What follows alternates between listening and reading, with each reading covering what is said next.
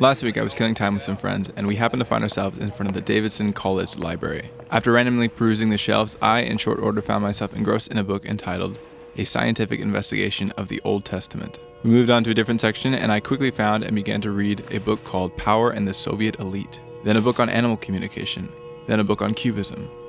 Here in this room was a wealth of knowledge on every different subject I could think of, yet I had never paid any mind to it in the slightest. Instead, I choose to spend my time by watching YouTube videos such as Baby Crying with Autotune, or Snake Eating Itself, or Burb on Burb Gang Violence, not to mention all the scrolling while I hate myself business. It got me thinking about how I might be overlooking humanity's greatest strength, the thing that brought us out of our caveman past, that is, knowledge and the ability to store and communicate more knowledge. Our society exists because over the past 5,000 years of recorded history, we have been passing on more and more knowledge to each new generation. We have so many luxuries and so much more free time than ever before, yet here I was, wasting it. So I devised a plan. I will try to spend at least an hour reading every day, and that will be specifically focused on not just any books, but those that I think will be specifically helpful for me. So that's like a lot of nonfiction and maybe classics or things that I think I will find inspiring or that will help me in, some way or another. It was the best of times.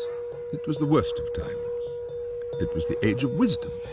It was the age of foolishness. This book does not claim to be an account. Marley was dead, and even to begin with. The last drops of the thunder shower had hardly ceased. Every morning, I used to feel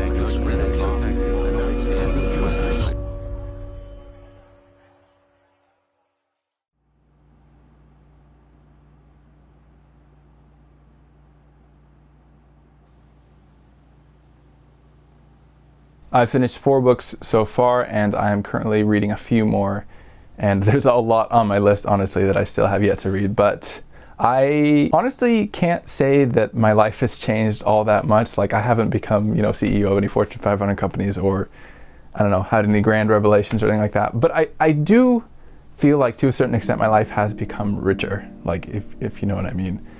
I feel like I have more ideas, I have more things that I think about, and it's really helped kind of ground me in a way that I feel like has helped quell some of my anxieties, like about the future and about decision making and things like that. So it's not anything huge, not anything, grand or anything like that, but it really has, I feel like, been worth it, it's worth the time.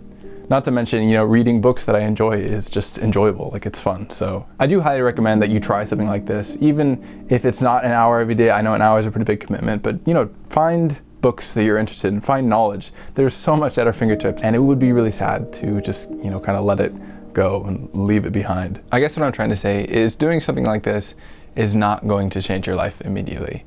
But given months, days, years, I think it will.